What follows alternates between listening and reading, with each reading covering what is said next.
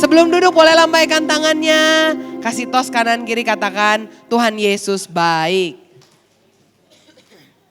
Haleluya. Hari ini kita akan sama-sama merenungkan firman Tuhan mengenai bagaimana kita harus mempersiapkan masa depan. Dan bagaimana caranya kita harus menjadi orang yang bisa memimpin. Memimpin apa? Memimpin menuju ke masa depan. Karena itu saya berikan judul firman Tuhan pada hari ini adalah Lead to the Future.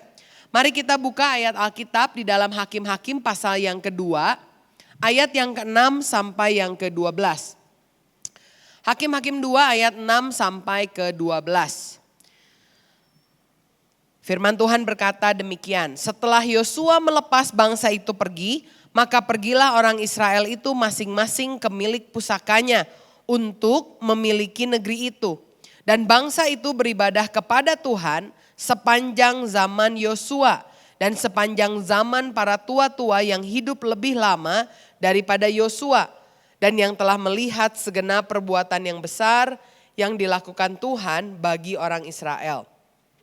Dan Yosua bin Nun hamba Tuhan itu mati pada umur 110 tahun.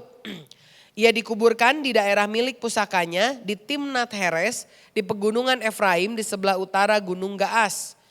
Setelah seluruh angkatan itu dikumpulkan kepada nenek moyangnya, bangkitlah sesudah mereka itu angkatan yang lain yang tidak mengenal Tuhan ataupun perbuatan yang dilakukannya bagi orang Israel.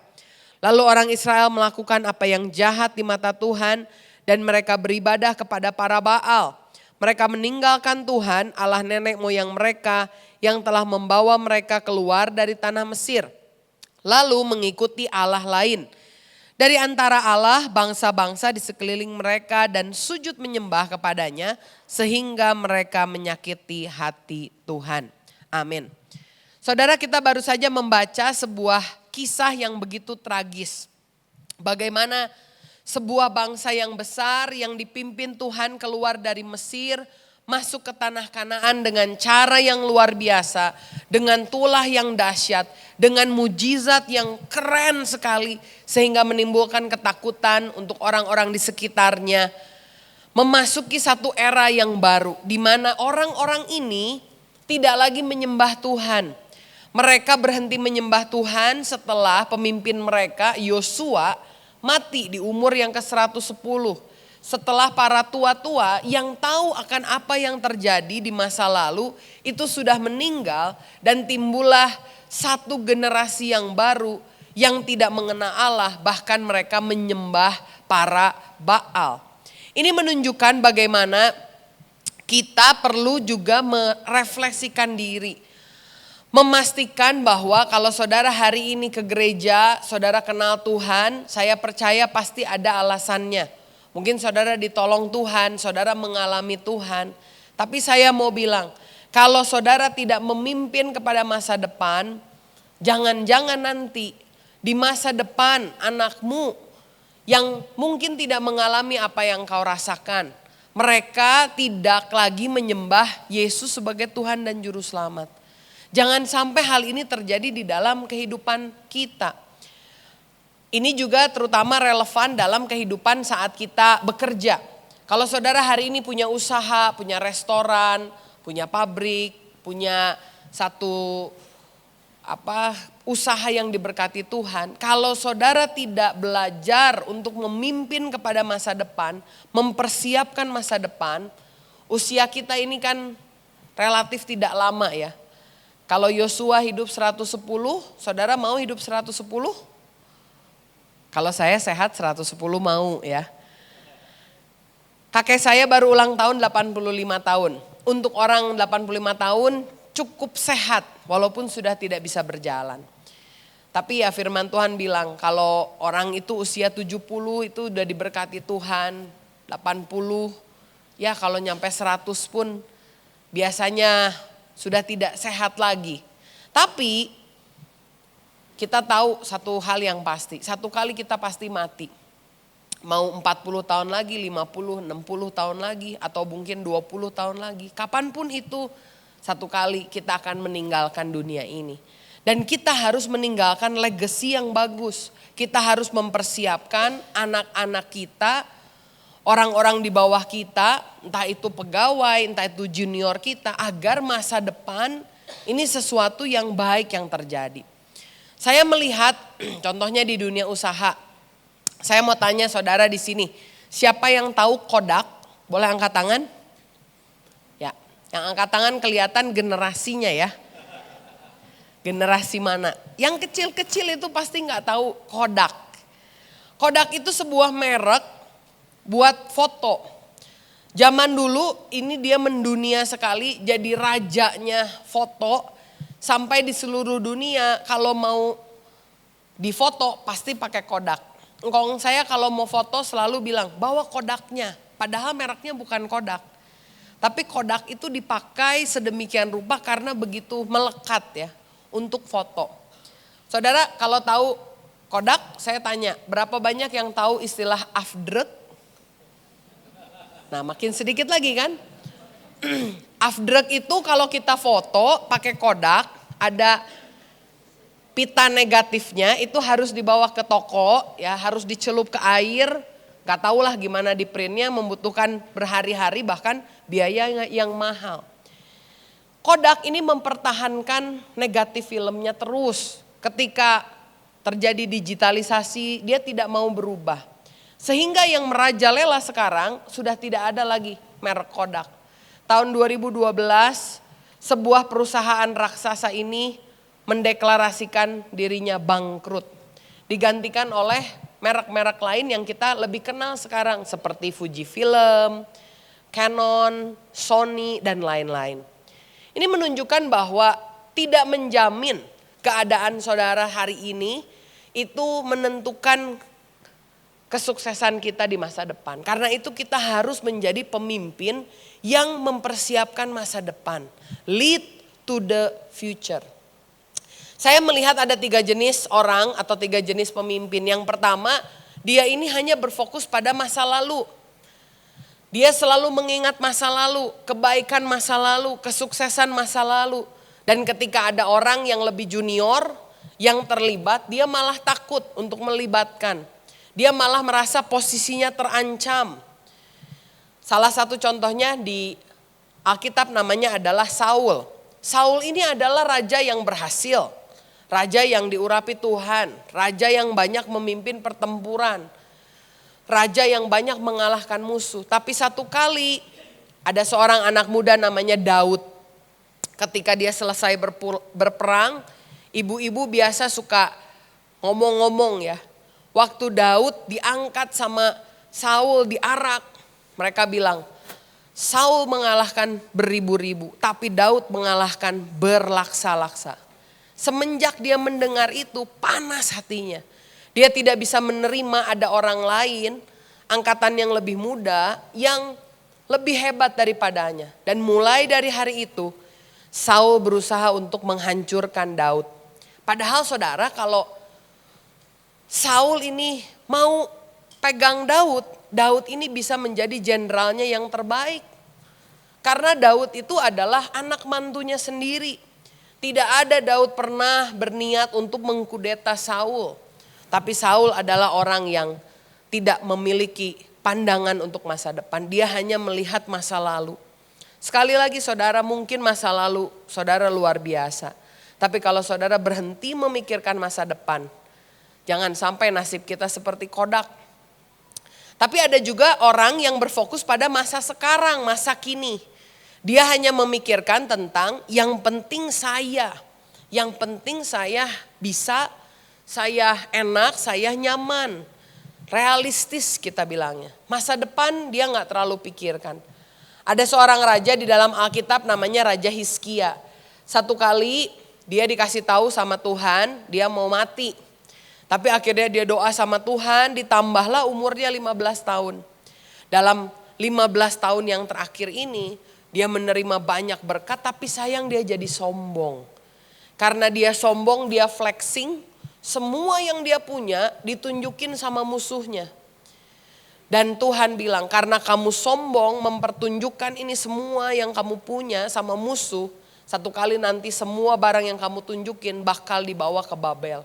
Bahkan anakmu akan menjadi budak dari Raja Babel. Dari sini saya suka ingat ya, makanya jangan flexing saudara. Flexing tuh menunjukkan kesombongan kita. Padahal kita perlu tahu yang memberi itu adalah Tuhan, amin. Tapi yang menarik adalah ketika mendengar nubuatan itu, Hizkia bukannya menangis, dia bukannya takut. Di dalam 2 Raja-Raja pasalnya yang ke-20 ayat 19 dia bilang gini, "Yah, yang penting selama saya hidup ada ketenangan dan kemakmuran." Dia nggak mikirin masa depan, dia cuma mikirin dirinya sendiri, egois. Saya harap tidak ada di antara kita yang seperti itu ya. Kita cuma mikir yang penting saya enak, masa depan ya gimana nanti. Tapi kita mau belajar seperti orang yang ketiga, namanya adalah Barnabas. Dia ini orang yang berfokus pada masa depan, inovatif dan antisipatif. Dia bukan hanya melihat masa lalu, melihat masa kini, tapi dia melihat masa depan. Dia mempersiapkan masa depan, dia memimpin masuk ke dalam masa depan. Dia lead to the future. Karena itu di tangan Barnabas kita menemukan setidaknya ada 2 orang besar yang dia didik. Yang pertama namanya Paulus. Paulus ini kita lihat dia adalah orang yang ditolong oleh Barnabas sehingga Paulus bisa melayani dengan luar biasa. Yang kedua namanya adalah Yohanes Markus, yaitu yang menulis Injil Markus. Saya mau bilang Paulus sama Markus saudara pasti lebih sering dengar daripada nama Barnabas. Tapi kalau nggak ada Barnabas, ini Paulus, ini Markus mungkin tidak akan seperti demikian. Karena itu kita harus mau saudara, bukan hanya sekedar kita yang maju, kita yang dipakai, kita yang bisa. Tapi justru seorang pemimpin yang sukses, orang tua yang sukses, pebisnis yang sukses adalah yang bisa melahirkan pemimpin-pemimpin yang lain. Ada 4 hal yang kita akan renungkan hari ini, saya singkat dengan istilah LEAD, L-E-A-D. Akronim LEAD ini menunjukkan apa yang kita perlu lakukan sehingga kita bisa memimpin ke dalam masa depan. Yang pertama saudara perlu belajar untuk melibatkan orang dengan kepercayaan. Sama-sama katakan libatkan. Kisah Para Rasul 9 ayat 26 sampai 27 dikatakan setibanya di Yerusalem, Saulus mencoba menggabungkan diri kepada murid-murid. Tetapi semua takut kepadanya karena mereka tidak dapat percaya bahwa ia juga seorang murid. Tetapi Barnabas menerima dia dan membawanya kepada Rasul dan menceritakan kepada mereka bagaimana Saulus melihat Tuhan di tengah jalan dan bahwa Tuhan berbicara dengan dia. Dan bagaimana keberaniannya mengajar di Damsyik dalam nama Yesus. Saulus ini kan ketemu Yesus di jalan menuju Damsyik. Di jalan itu dia mau menghancurkan gereja. Tapi ketemu Tuhan di tengah jalan, dijamah Tuhan, hidupnya berubah, dia balik ke Yerusalem. Gak seperti sekarang ada koran, ada Instagram, ada YouTube. Perubahan Saulus ini gak banyak yang tahu. Jadi wajar waktu dia ke Yerusalem ketemu dengan rasul-rasul takut. Bayangin kalau saudara hari ini ya, ada orang yang jelas-jelas menista Kristen, berusaha menutup gereja, bahkan melakukan pembakaran. Orang Kristen dimasukin penjara. Satu kali dia datang mau ibadah di Kings. Kira-kira sama Ko George di depan ditahan mungkin ya. Ditanya dulu, "Pak, mohon maaf Pak, ada apa ke sini?" "Oh, saya udah tobat." Gak tahu nih sama Ko George boleh masuk gak ya? Kita bisa bayangkan Saulus itu begitu menakutkan. Jadi sangat wajar. Begitu rasul-rasul ketemu Saulus, mereka takut. Jangan-jangan ini cuman alibi bohong doang. Tapi ada satu orang yang percaya, namanya adalah Barnabas. Barnabas dia membela Saulus, bahkan dia memperkenalkan Saulus kepada orang-orang yang ada. Hasilnya apa? Ayat 28 dikatakan, dan Saulus tetap bersama-sama dengan mereka di Yerusalem dan dengan keberanian mengajar dalam nama Tuhan. Dia melibatkan Paulus dengan kepercayaan. Seringkali kita gagal untuk melibatkan orang dalam kepercayaan kita. Kita menganggap dia ini orangnya mungkin kurang bisa, kurang mampu. Dan saya ingat ada sebuah cerita tentang anak kecil yang dia datang ke sekolah, tapi kalau di sekolah itu nanya yang aneh-aneh. Pelajaran yang harusnya dipelajari, dia malah nggak denger, kalau ditanya banyak salah jawab, tapi pertanyaannya tuh aneh-aneh, mengesalkan gurunya. Jadi gurunya panggil ibunya, dia bilang, "Bu, mohon maaf, ini anak sepertinya agak terbelakang, nggak bisa ikut kelas di sini. Udah, saya sarankan dikeluarkan aja, Bu, mungkin nggak bisa sekolah." Lalu ibunya mengambil keputusan untuk mengeluarkan anaknya. Dia sekolahkan anaknya di rumah, homeschooling.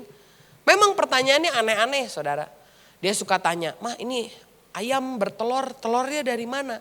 Duluan ayam apa telur?" Seakan-akan yang gak penting. Tapi mamahnya terus jawab. Sampai akhirnya waktu kuliah dia bisa masuk ke universitas yang sewajarnya, yang biasa.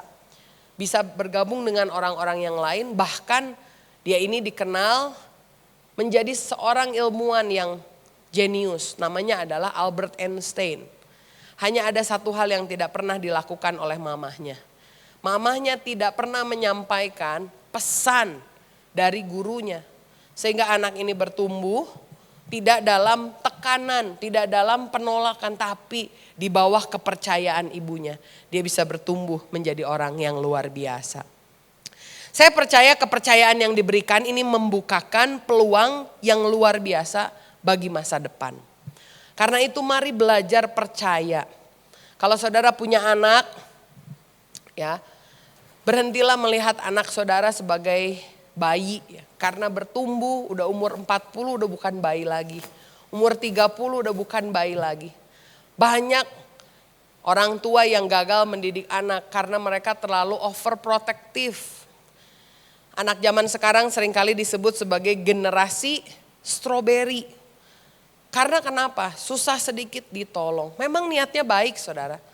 Tapi biarkanlah anak ini bertumbuh dengan kesulitan yang memang ada sehingga dia bisa menjadi kuat. Libatkan dengan kepercayaan. Kalau ada orang-orang di sekitar saudara yang junior, belajar libatkan dengan kepercayaan. Saya melihat orang yang melibatkan seseorang dengan kepercayaan itu pun harus didukung dengan encouragement. Ini poin yang kedua. Encouragement. Berikan semangat, nasihat dengan perkataan yang mendukung. Di dalam Kisah Para Rasul 11 ayat 20 sampai 24 dikatakan, "Akan tetapi di antara mereka ada beberapa orang Siprus dan orang Kirene yang tiba di Antiokhia dan berkata-kata juga kepada orang-orang Yunani dan memberitakan Injil bahwa Yesus adalah Tuhan. Dan tangan Tuhan menyertai mereka dan sejumlah besar orang menjadi percaya dan berbalik kepada Tuhan. Maka sampailah kabar tentang mereka itu kepada jemaat di Yerusalem. Lalu jemaat itu mengutus Barnabas ke Antiokhia. Setelah Barnabas datang dan melihat kasih karunia Allah, bersukacitalah ia. Ia menasehati mereka supaya mereka semua tetap setia kepada Tuhan. Karena Barnabas adalah orang baik, penuh dengan Roh Kudus dan iman. Sejumlah orang dibawa kepada Tuhan." Nama Barnabas adalah anak penghiburan, artinya son of encouragement. Jadi dia ini orang yang suka membawa nasihat yang baik, yang positif. Sehingga bukan hanya melibatkan dengan kepercayaan, tapi dia juga dari pembicaraannya positif.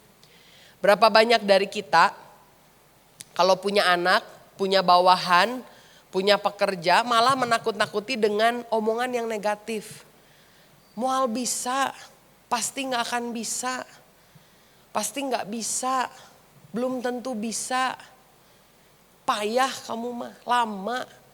Atau bahkan seringkali kita ini tidak membiarkan mereka untuk mencoba sama sekali.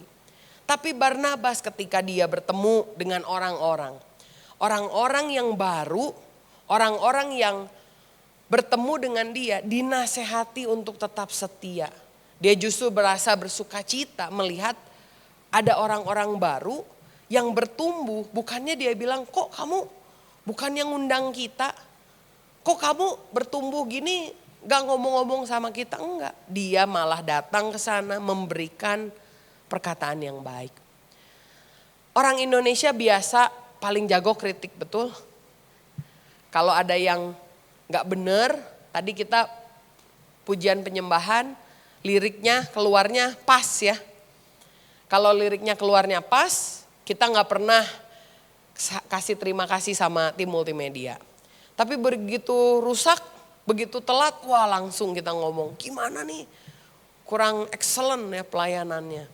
Atau di kantor, kalau ada pegawai yang datang tepat waktu, berapa banyak dari kita yang puji mereka. Keren kamu datang tepat waktu.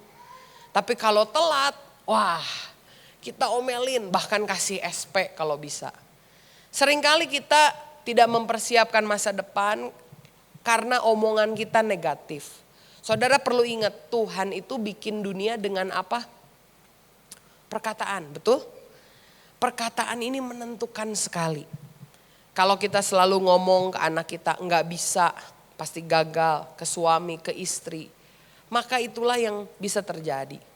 Tapi hari ini saya mau bilang, mari kita belajar mempersiapkan masa depan. Pertama dengan melibatkan mereka dengan kepercayaan. Yang kedua encourage dengan kata-kata yang positif. Siapa yang janji pulang dari sini pikir 1000 kali ya kalau menegur orang. Tapi lupa kita gak suka kasih terima kasih. Hari ini kita balik. Sering-sering bahkan pikir ya, ini yang saya puji dari orang ini apa ya. Kadang kita kan gitu ya, kalau mau muji harus mikir 1000 kali. Tapi kalau mau kritik gak usah mikir langsung keluar, betul gak? Tapi hari ini kita mau balik ya, ubah cara pandang kita. Yang ketiga arahkan melalui contoh. Kisah Rasul 11 ayat 25 sampai 26 dikatakan oleh firman Tuhan. Lalu pergilah Barnabas ke Tarsus untuk mencari Saulus. Dan setelah bertemu dengan dia, ia membawanya ke Antiokhia. Mereka tinggal bersama-sama dengan jemaat itu 1 tahun lamanya sambil mengajar banyak orang. Di Antiokhialah murid-murid itu untuk pertama kalinya disebut Kristen. Banyak orang yang kira waktu Paulus ketemu sama Tuhan, dia langsung jadi Paulus yang berani berkhotbah kemana-mana. Memang betul Saulus dijamah Tuhan bertobat, dia datang ke Yerusalem memberitakan firman, tapi dia ini diburu sama orang-orang Yahudi mau dibunuh sehingga dia harus pergi kabur pulang ke kota asalnya namanya Tarsus. Dia tinggal di sana menurut para teolog sekitar 8 sampai 12 tahun ini jaraknya dari waktu dia bertobat. Tapi ketika dia ada di rumahnya, ada seorang yang menjemput dia, namanya adalah Barnabas. Di Antiokhia, tadi Barnabas sampai, dia lihat ada jemaat yang berbahasa Yunani. Lalu dia ingat, oh iya ada satu pemimpin muda nih yang saya bisa libatkan, namanya adalah Paulus. Makanya sama Barnabas dijemput, dibawa ke Antiokhia, ditemenin selama 1 tahun Paulus dan Barnabas berkhotbah di sana. Sampai akhirnya orang-orang Kristen yang ada di orang-orang jemaat Tuhan yang ada di Antiokhia untuk pertama kali disebut sebagai Kristen. Jadi si Barnabas ini adalah orang yang ada di balik layar, yang membuat jemaat ini bisa disebut sebagai Kristen. Luar biasa sekali. Saya melihat orang yang baru dididik kadang-kadang suka gak yakin ya, ini tuh benar atau enggak, ini tuh salah atau tepat, jalannya tuh benar enggak ya. Tapi ketika ada orang yang memberi contoh, mementori, mensupervisi, kasih tahu, kasih kesempatan, dia bisa bertumbuh dengan luar biasa. Saya tunjukkan sama saudara ada satu produk, ini buat nyuci piring, namanya Scrub Daddy. Yang buat Scrub Daddy ini dia bilang dia suka ngelihat orang kalau nyuci itu susah, jadi dia bikin sponge. Sponge ini kalau disiram pakai air panas jadi lembek. Jadi kalau mau nyuci yang takut kebaret, bisa pakai spons yang udah dikasih air panas. Tapi kalau buat nyuci panci yang kotorannya susah dibuang, dituangin air dingin si scrubnya ini. Jadi keras, bagus sekali. Tapi orang yang bikinnya ini bukan orang yang berpengalaman. Karena itu dia masuk satu reality show namanya Shark Tank. Ada satu perempuan di sebelah pojok yang paling kiri. Dia ini namanya Lorraine dan sebagaimana ibu-ibu ya, dia tahu banget, wah ini produk bagus nih. Makanya si Lorraine ini dia ambil orang yang bikin scrub daddy ini, dia didik. Dia bantu pasarkan, dia kenalkan ke channelnya, marketnya, dia kenalkan.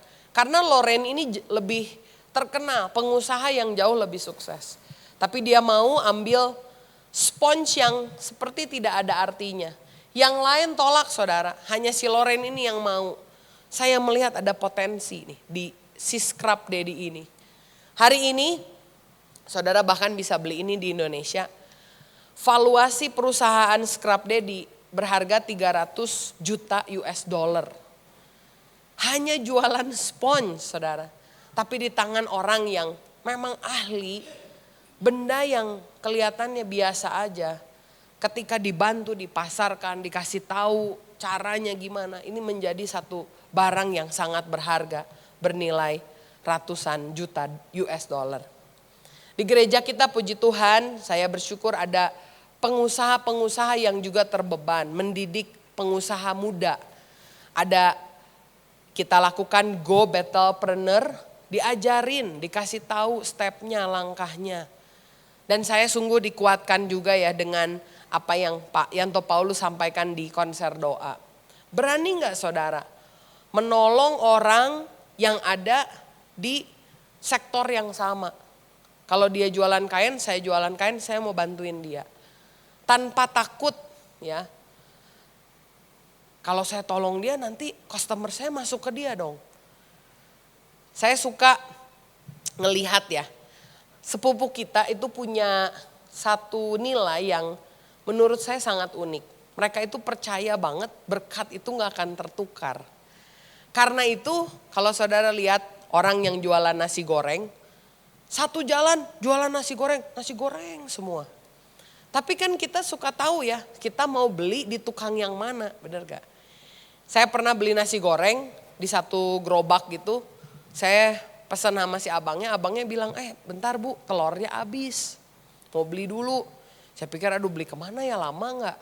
Saya pikir beli ke Indomaret atau kemana gitu. Saudara tahu gak dia belinya kemana? Ke sebelahnya, tukang nasi goreng juga. Luar biasa loh. Kita harus belajar ya melalui nilai ini sama saudara sepupu kita. Mereka lihat berkat itu gak akan kemana. Saya orang Tasik kan, di Tasik itu ada mie yang terkenal. Langganan saya tuh mie Jamil namanya. Ada di seperti gang gitu ya. Sekarang yang bikinnya itu udah anaknya. Kalau dulu bapaknya. Sempet sakit. Yang menarik waktu dia sakit, saya kaget. Waktu saya beli, yang jaganya si Toto. Tukang mie di tempat yang lain. Kan di Tasik itu ada beberapa tukang mie ya. Si Toto ini saya juga suka beli, dia itu jualannya di depan gereja GKI. Waktu saya lihat loh, kok ada si Toto di sini? Dia bantuin jualan yang punya Jamil. Tok, yang kamu gimana? Oh ya sama pegawai katanya. Besoknya lagi, ini dalam keadaan si Jamilnya lagi sakit. Besoknya lagi tukang yang lain yang bantuin.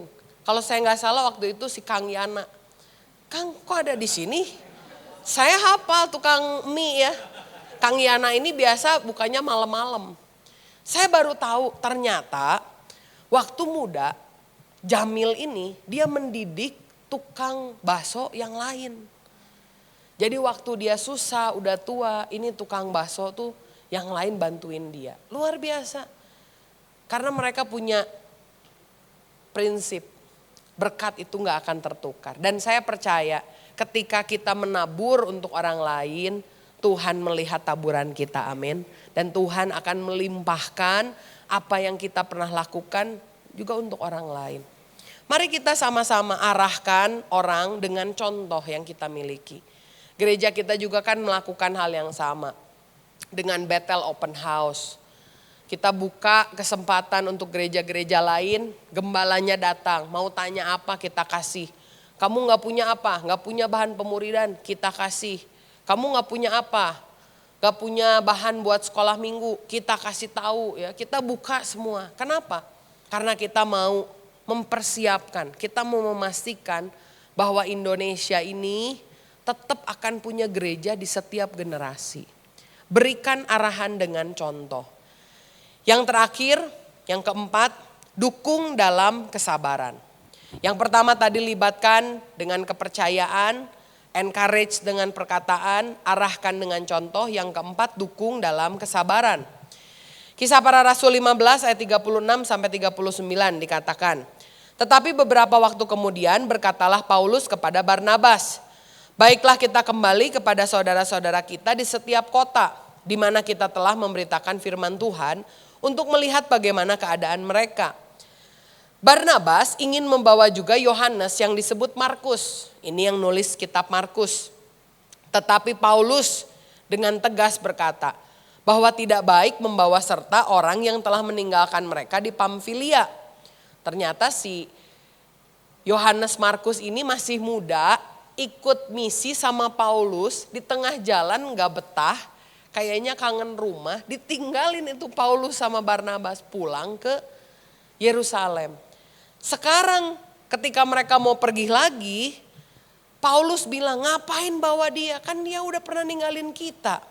Dikatakan lagi, dan tidak mau turut bekerja bersama-sama dengan mereka. Hal ini menimbulkan perselisihan yang tajam sehingga mereka berpisah dan Barnabas membawa Markus juga sertanya berlayar ke Siprus. Paulus dididik sama Barnabas, tapi Barnabas ini hebat. Dia mau melepas Paulus untuk mendidik satu anak yang lain yang bahkan pernah gagal. Markus tetap dipertahankan walaupun Barnabas harus berpisah dengan Paulus. Pada saat ini Paulus sudah terkenal. Paulus pergi dengan Silas tapi Barnabas mau mendidik anak yang muda ini. Sampai si Markus ini akhirnya bertobat dan bahkan dia menulis Injil yang sampai hari ini kita baca, yaitu Injil Markus. Barnabas tetap mempertahankan dia, tetap mendukung dia walaupun dia pernah gagal. Dia memberikan dukungan dalam kesabaran. Dan kesabarannya ini berbuah karena karena Markus diubahkan hidupnya, bahkan Paulus mengakui. Di dalam 2 Timotius 4 ayat 11, Paulus bilang gini, hanya Lukas yang tinggal dengan aku. Jemputlah Markus dan bawalah dia kemari, karena pelayanannya penting bagiku. Asalnya Paulus gak mau bawa Markus, gak kepake karena pernah gagal. Tapi di tangan orang yang mau memimpin ke masa depan, yang pernah gagal tetap didukung dengan sabar, gak dibuang, gak terus disebutin kesalahannya. Akhirnya dia bisa bertobat, bahkan kemudian pelayanannya menjadi berarti dan dia berrekonsiliasi dengan Paulus. Hari ini maukah kita memberikan kesempatan untuk orang-orang yang pernah mengecewakan kita. Berikan kesempatan kedua, libatkan mereka, arahkan mereka, semangati mereka. Karena kita percaya, sebagaimana Amsal 23 ayat 18 berkata, karena masa depan sungguh ada dan harapanmu tidak akan hilang. Sampaikan ke kanan kiri saudara bilang, karena masa depan sungguh ada dan harapanmu tidak akan hilang. Percaya saudara, mari kita bersama-sama lakukan 4 hal ini. Entah itu di keluargamu, entah itu di pekerjaanmu, bahkan di pelayanan saudara. Jangan bangga ya hanya dengan bilang saya ini sukses. Karena orang-orang yang sukses ini akan melahirkan orang yang sukses lainnya. Kita harus mempersiapkan, memastikan bahwa di masa depan kita, anak-anak kita mengenal Tuhan. Perusahaan kita, tempat kerja kita ada dalam nilai-nilai ilahi. Sehingga biar nama Tuhan yang terus dimuliakan lewat kehidupan kita. Amin. Amin. Mari kita sama-sama bangkit berdiri.